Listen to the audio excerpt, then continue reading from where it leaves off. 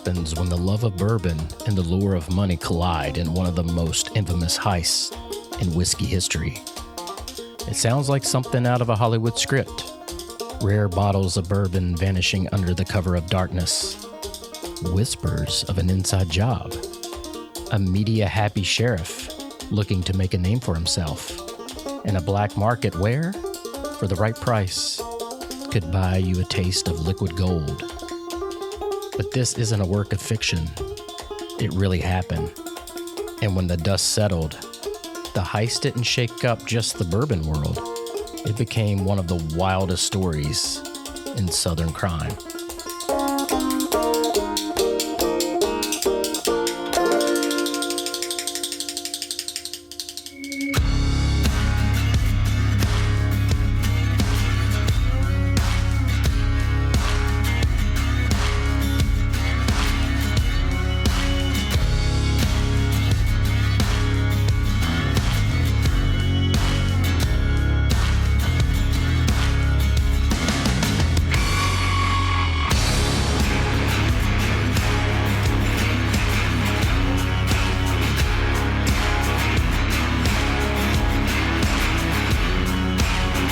Today we are diving into the story of Pappygate, a scandal that rocked the bourbon world and left collectors, distillers, and law enforcement scratching their heads.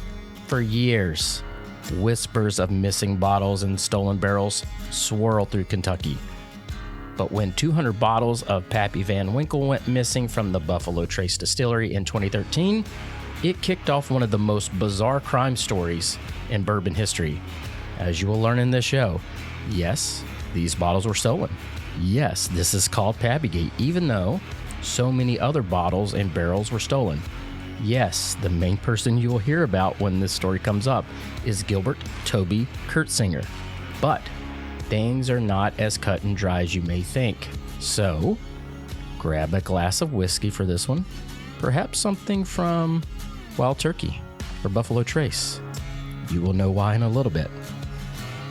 Are you ready? Let's get into it.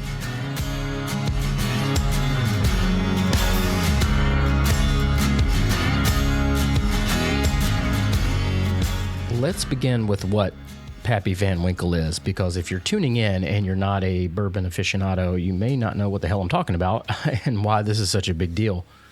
Pappy Van Winkle isn't your average bottle of whiskey produced by Buffalo Trace. It's very limited, expensive, and damn near impossible to find unless you have the right connections.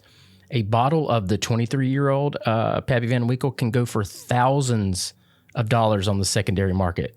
Yes, thousands of dollars. It's pretty absurd, honestly, and quite annoying. It's good bourbon, no doubt about it, but the price for it is utterly ridiculous. For a bourbon connoisseur or collector, there is certainly an allure to getting your hands on a bottle.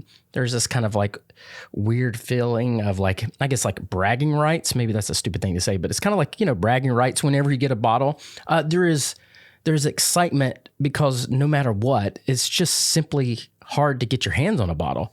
And I can sit here all day and throw hate on it and talk about how stupid the prices are. But if someone offered me a bottle or even a glass of it, I would be giddy to get it. I just wouldn't pay the astronomical price for it.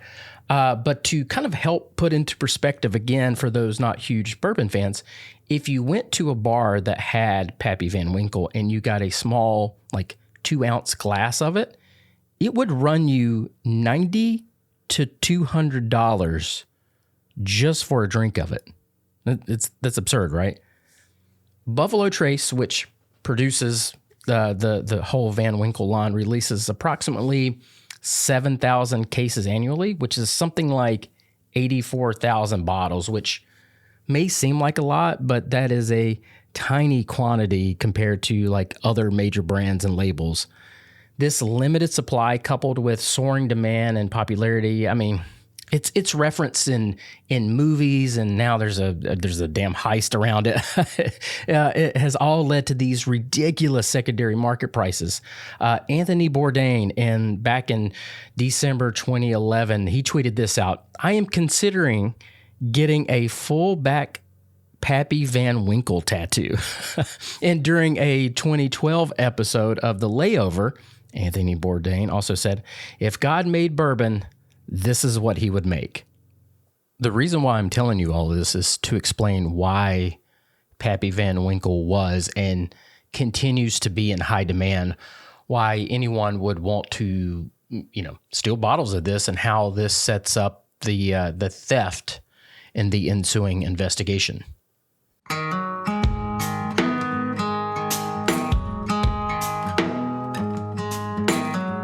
Now let's talk about Gilbert Toby Curtsinger, and I'm going to call him Toby from here on out. That's what he goes by.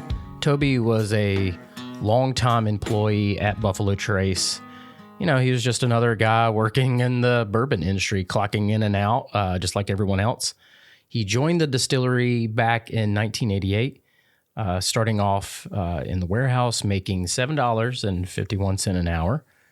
He moved to shipping and did that for 10 years and then moved to processing. In total, Toby worked there for 26 years.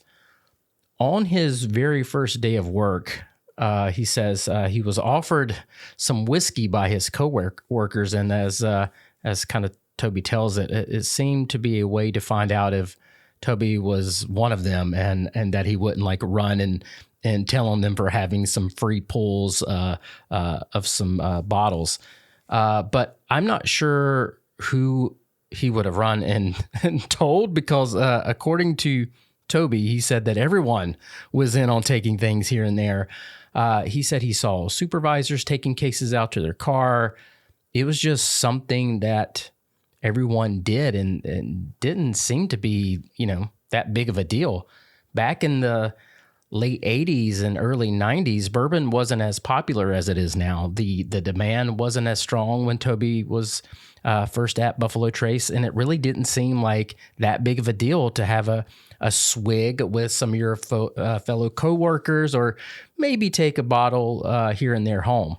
By day, Toby was a good employee and a good husband. By night, he was this obsessive softball player, playing competitive softball in leagues across Kentucky. His team was full of fellow distillery workers, cops, local guys who, like him, didn't mind maybe bending the rules. See, Toby and some of his fellow pals, including some cops, were taking steroids and selling steroids. These guys were all kind of like gym rats and just seemed to be your, kind of like your stereotypical like macho bros getting juiced up on roids and bashing homers. And I'm not making fun per se. This was the time of like the Bash brothers, Mark McGuire and Jose Canseco.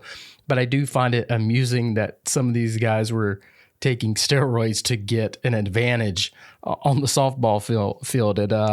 It seems like they took softball very, very, very, very seriously. And it was a big, significant part of their lives. Watching the Netflix documentary called Heist, and in this documentary, there's different episodes, but episodes 5 and 6 specifically talk about Pappygate. And it gives you a real sense of who Toby is. Having sort of poked fun at the whole like steroid thing and the whole softball thing, Toby doesn't really come across as like some meathead asshole or anything like that, at least on the show. He certainly liked attention. He liked feeling important. He liked doing things for people. And he was a really, really good softball player. People looked up to him. He even said in the show that he really liked being that guy that could get things for folks. And it's this part that I think that really led to some trouble. Toby knew Buffalo Trace inside and out. He understood the security procedures and, most importantly, how to move bourbon without anyone noticing.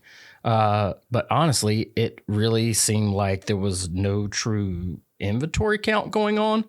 And it seemed like there were so many people taking bottles home. It sort of self-policed itself. And when I say self-police, I mean no one was going to rat anyone else out. Like most things, it started small and innocently enough.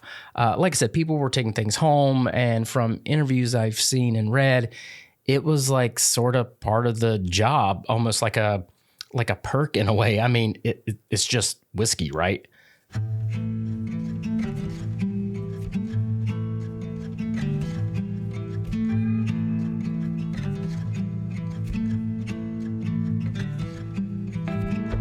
Buffalo Trace products like Eagle Rare, Blanton's, E.H. Taylor, and Pappy Van Winkle were starting to get popular and hard to get.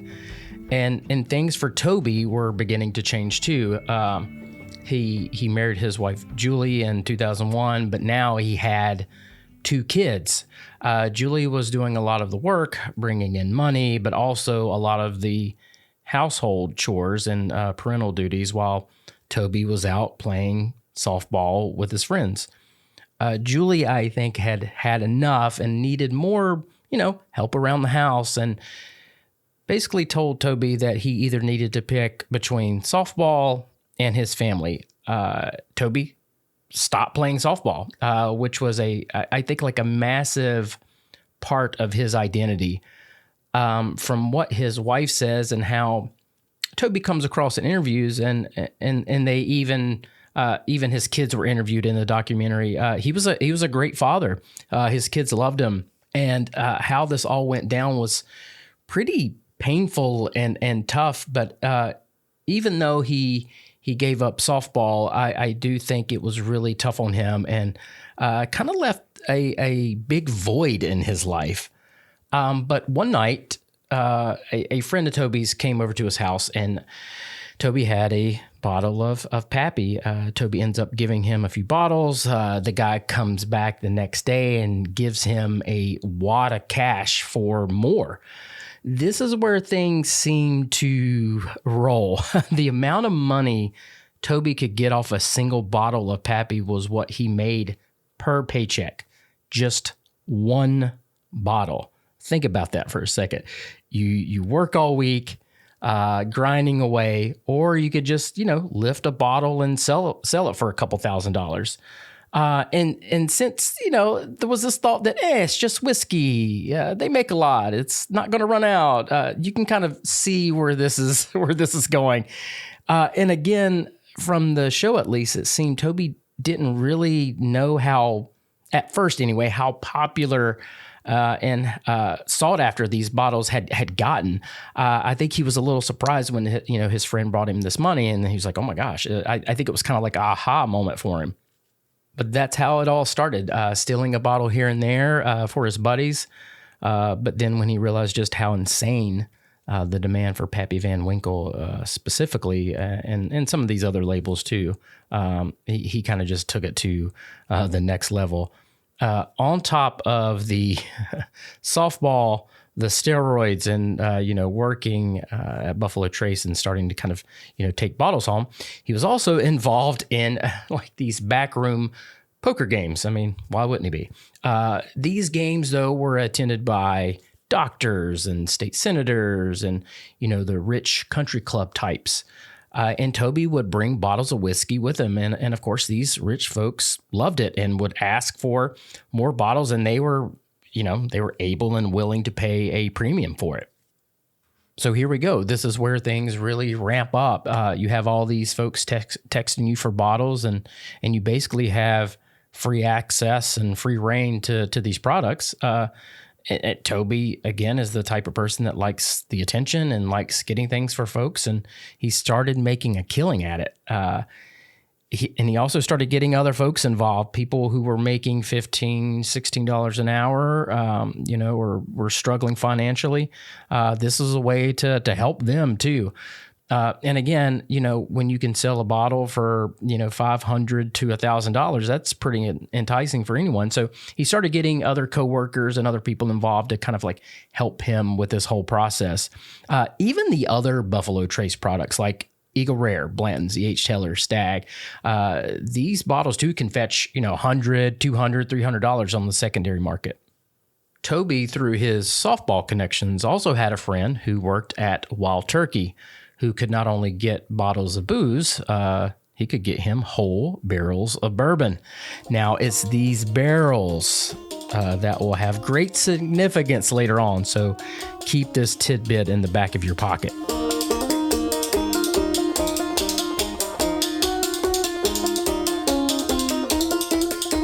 Money was coming in, things were going well.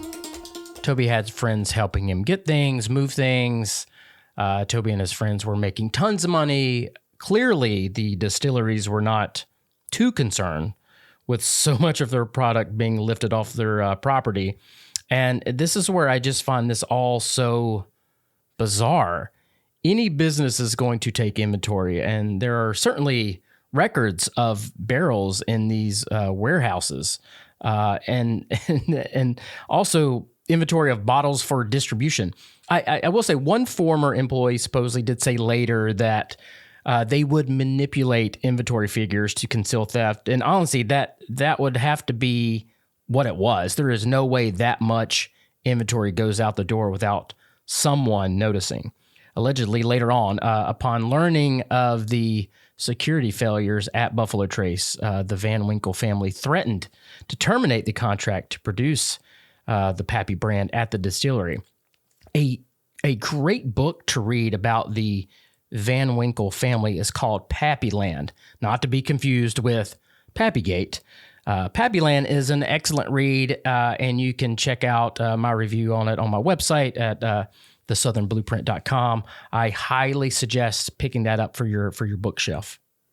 Anyways, things were going well for Toby, but all that was about to change in October 2013 when Buffalo Trace reported the theft of over 200 bottles of Pappy Van Winkle going missing. And this is where Sheriff Pat Melton enters the story. In the documentary, Toby calls the sheriff a media whore. and others that were interviewed for the series said kind of similar things, that the sheriff, Pat Melton, definitely loved the media and relished the attention. Pat saw this theft as a great way to make a name for himself. This theft had made national news, and the sheriff was making the most of it. He did tons and tons of interviews. He was out front of the camera talking as much as possible about this. Did I mention he was also trying to get reelected as sheriff during this time? Yeah. Pat believed this was an inside job, so they started conducting interviews at the distillery. They interviewed over 100 Buffalo Trace employees. No one talked. No one ratted anyone out, and the investigation just stalled. 2 months later, on December 2nd, 2013, this sheriff announced a $10,000 reward for any information leading to a conviction in the case. Initially, no one came forward, and nothing happened in this case until 5 months later on March 2014, when the sheriff department's text tip line got an anonymous tip saying they should go check out Toby Curtsinger's property for missing whiskey.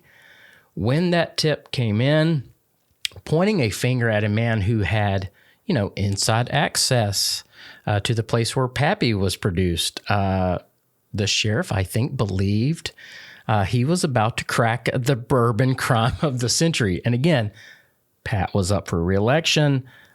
The case had stalled. So cracking this case was would be good business for old Pat. But this next part is something that I'm a little confused about. There was a phone tower that, kind of butted up against Toby's house. And based on this tip, they went out there to go check things out. So the investigators went to this property where this cell phone tower was to get a better look at Toby's yard.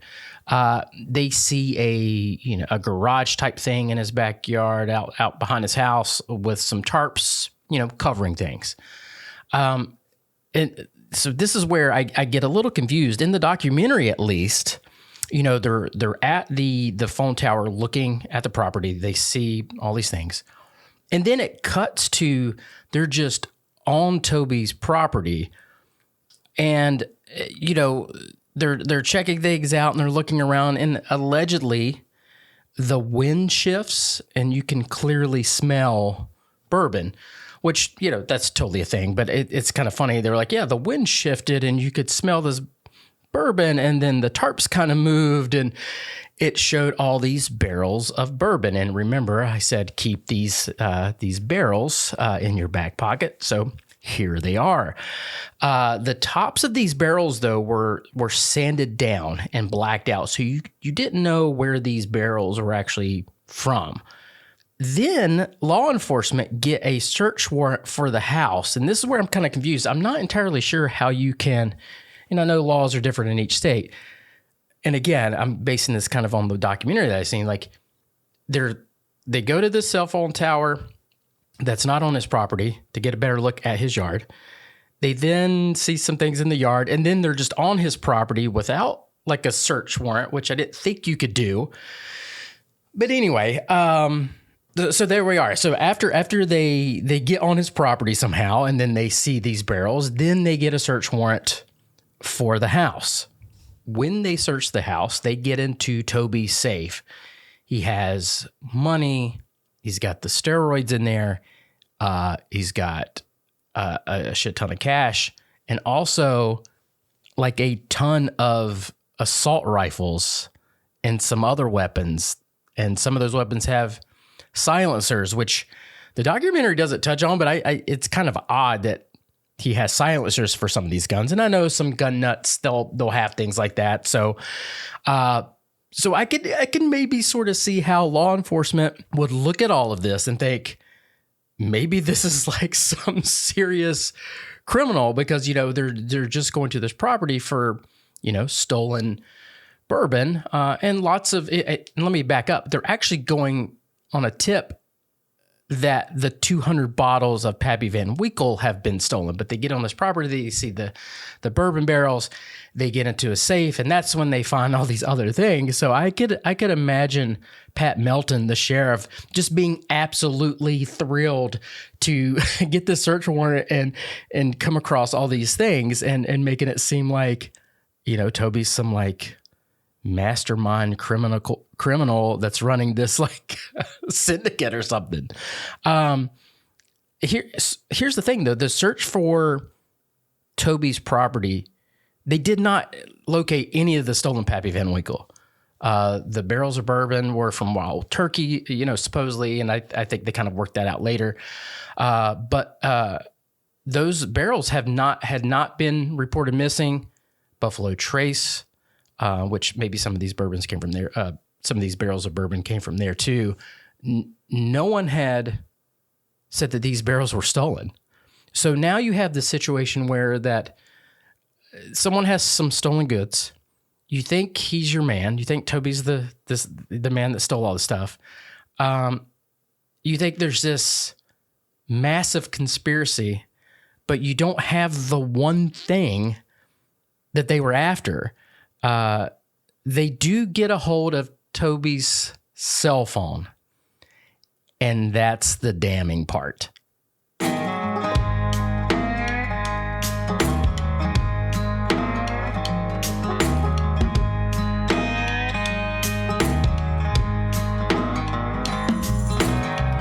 So you have Sheriff Melton kind of parading these barrels of bourbon out in front of the press as this, proof that Toby is this criminal mastermind. The sheriff was even saying, I've never seen anybody with 5 barrels of bourbon. The real evidence of wrongdoing all came from Toby's cell phone. It was here that the sheriff's office found photos of several bottles of Pappy Van Winkle bourbon taken in what appeared to be in the front seat of Toby's truck. using all the information from the cell phone, on April 21st, 2015, Toby, his wife Julie, his father-in-law who lived next door, that's got to be awkward, and 7 other people were arrested on charges of operating a criminal syndicate and trafficking or bootlegging bourbon. Among those allegedly involved were, like truck drivers, even police and security guards and employees at Wild Turkey and Buffalo Trace. The sheriff was saying that Toby and his gang were responsible for most of the bourbon thefts in Franklin County, and that these folks were an organized crime family, like straight out of the freaking Godfather. But his claims begin to fall apart almost immediately, though the sheriff eventually found evidence to convict Toby of theft, receiving stolen property and trafficking in controlled substances. He was forced to dismiss all charges against Toby's father-in-law due to lack of evidence. And again, that's got to be super awkward, considering it's your father-in-law and he lives next door, and you've roped him into this whole crime syndicate thing here. As for his wife Julie, she actually entered an Alford plea. An Alford plea is when the accused does not confess to any wrongdoing, but recognizes that there is enough evidence for a conviction. She did this to get lesser charges of possession of a controlled substance and possession of drug paraphernalia as part of the plea deal to reduce the felony charges she had down to misdemeanors. And the crazy thing about this syndicate charge is that how this works, if you get charged for this, no matter if you're at the top, so you're the Godfather or like the grunt person doing all the work, you all get charged the same thing, which is insane. But that's how they use that as a way to get people to rat on other people. But anyway, following news reports of the house raid and Toby's arrest, a number of his quote unquote alleged customers from across Kentucky contacted authorities to turn in bottles and barrels that were purchased from Toby. Everybody was like, I need to get out of this situation, and I bought these things. I'm gonna turn it in now. 15 barrels of Wild Turkey were returned, and a barrel of Eagle Rare was, which was purchased for I think $1,500. And there was an official at Buffalo Trace later revealed that barrel was worth $11,000. I wish I could buy a barrel for $1,500. Anyway, as they were building a case against Toby, they were offering immunity to folks who would testify against Toby. And one of these individuals was a guy named Greg Antrim, who was a friend and who confessed to being a fence, for the stolen goods in return for immunity. As everybody was, starting to come forward, scared of these kind of syndicate charges, and sheriff's office and law enforcement was offering immunity.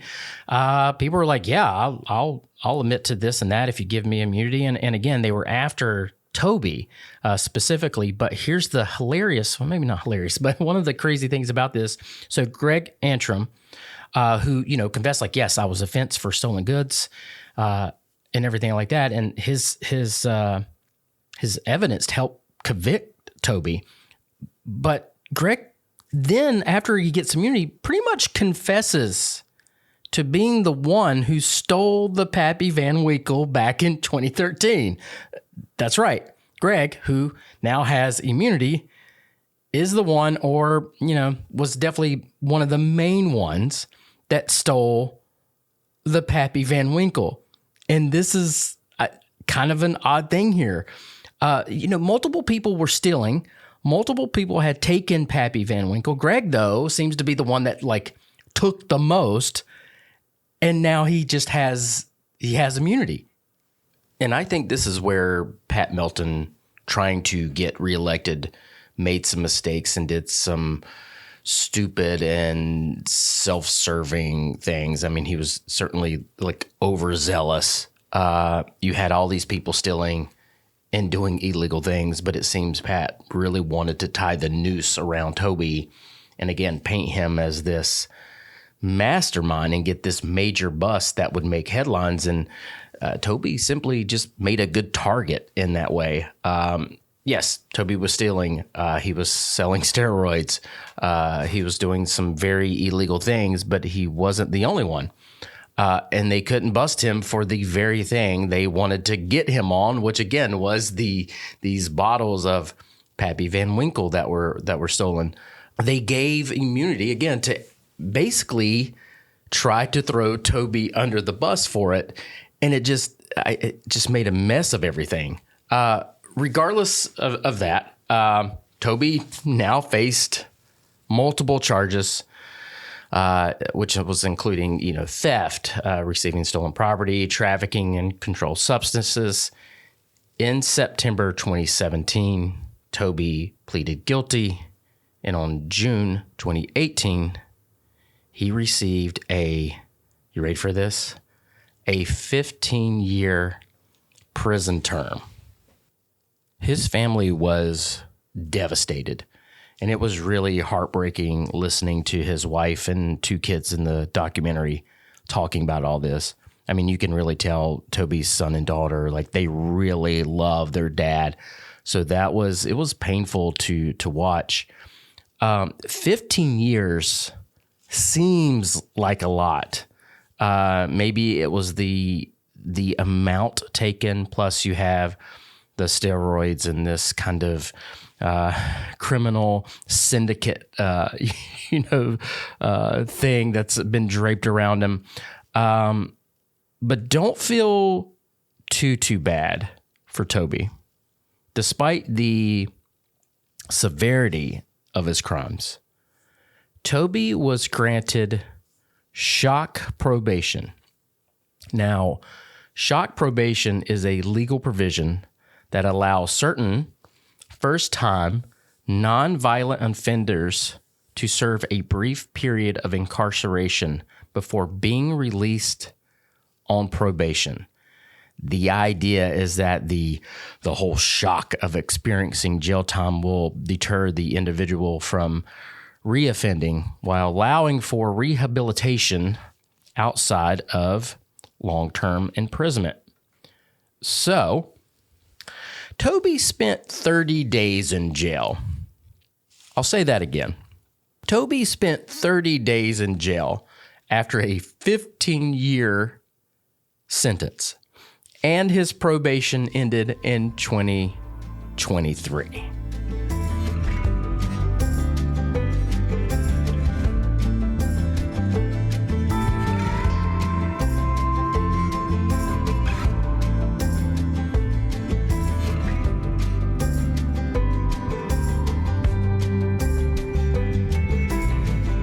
So after this whole big thing, all the investigations, all the grandstanding from the sheriff, this quote-unquote criminal mastermind spent 30 days in jail. Only 26 bottles of Pappy Van Winkle were returned to the sheriff's evidence room. Pat Melton, the sheriff, later he acknowledged that the majority of those 200 bottles would probably never be recovered. Julian Van Winkle III stated that the stolen whiskey returned should be destroyed as a precaution against tampering or contamination. Counterfeiters have been known to refill bottles of Pappy Van Winkle again because everything's just so expensive and you can sell it on the secondary market for absurd prices. People were, taking some other bourbon and putting in it Pappy Van Winkle bottles and everything like that. But anyway, after the conclusion of this case, a judge did order the destruction of all the recovered whiskey just to be safe and as a precaution. As for Sheriff Pat Melton, he lost re-election. Toby and his wife are still together. She did say in the documentary that she took her her wedding rings off, but it seems things are still okay. She said that, I feel like we have more healing to do. And then she also said, I feel that we're going to be better in the years to come. I'm sure that's a lot to have worked through, especially if she really didn't know what was going on, or so she claimed. And again, she entered the Alford plea basically because of the steroids that were found in the home. That's basically kind of what she was linked to, plus the criminal syndicate charge thing, which that's what everybody that was involved were charged basically with this same thing like I was explaining earlier. But again, people flipped on Toby for immunity, and then again, Toby spent 30 days in jail. It's all pretty absurd if you think about it. And again, they didn't really even get Toby on the one thing that they were actually going after him for. As for Toby, today, he paints houses for a living in Frankfort, Kentucky. If you watch the documentary, they do talk to other people that were involved, and they interview a couple of his friends. But again, none of these people served jail time. And supposedly when this documentary came out, the Curtsingers did have a viewing party for the Netflix premiere.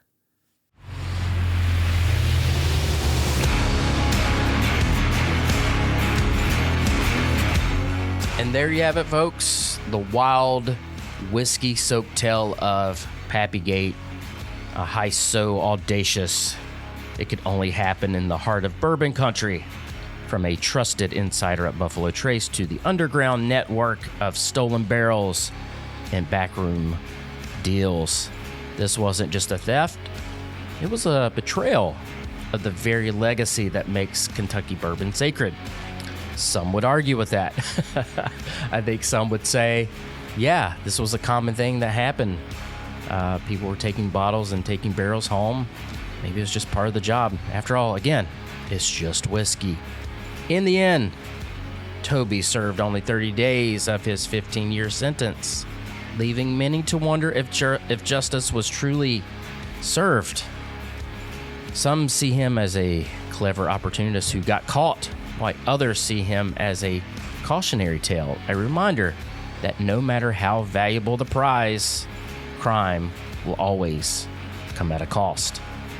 If you ever get your hands on a bottle of Pappy Van Winkle, maybe you'll know exactly why some people are willing to risk it all just for a taste. But that's it for this episode.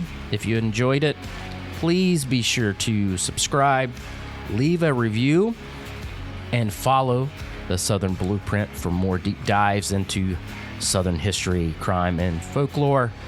Big thank you to my producer, Corey Insco, who helps put this whole thing out and puts it all together, makes it sound nice. Until next time, keep your bourbon neat, your secrets tight, and remember, just because something's rare doesn't mean it's worth stealing. Cheers.